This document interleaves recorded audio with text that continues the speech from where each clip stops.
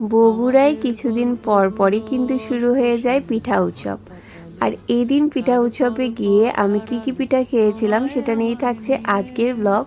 আসসালামু আলাইকুম, hello everyone, কি অবস্থা সবার? এই দিন আমি একটা পিঠা উৎসবে গিয়েছিলাম আর এইখানে দেখতেই পারছো অনেক ধরনের পিঠা ছিল।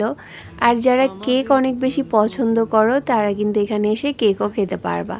তো আমি এই কেকটা নিয়েছিলাম যেটার প্রাইস ছিল মাত্র 40 টাকা। এরপরে চলে গিয়েছিলাম আরও একটা স্টলে যেখানে অনেক ধরনের স্ন্যাক্স আইটেম ছিল। আর এইখানে সবগুলো খাবারই কিন্তু ছিল মাত্র 20 থেকে 30 টাকার মধ্যেই। তো আমি এই রোলটা নিয়েছিলাম যেটার প্রাইস ছিল মাত্র 30 টাকা। তো এটার টেস্ট মোটামুটি ভালোই ছিল। আর এখানে কিন্তু বেস্ট পার্ট কি জানো, এখানের পিঠাগুলো কিন্তু তোমরা একদম গরম গরম পেয়ে যাবা, কারণ দেখতেই পারছো সবাই কিন্তু চুলা নিয়ে একদম রেডি, মানে একদম ভেজে ভেজে সবাইকে দিচ্ছিল। তো এই জিনিসটা আমার কাছে খুবই ভালো লেগেছে। আর এখানে কিন্তু শুধু পিঠাই না, বিভিন্ন ধরনের জুয়েলারি এছাড়াও ড্রেসেরও স্টল ছিল।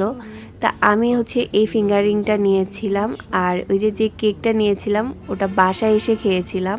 এটা কিন্তু ছিল চকলেট কেক। যারা কম বাজেটের মধ্যে কেক খেতে চাচ্ছ তারা এই কেকগুলো খেতে পারো। এটার টেস্ট আমার কাছে মোটামুটি ভালোই লেগেছে। আর এবার তোমাদেরকে লোকেশনটা বলি, এটা কিন্তু রানার প্লাজার একদম গ্রাউন্ড ফ্লোরেই তোমরা দেখতে পারবা।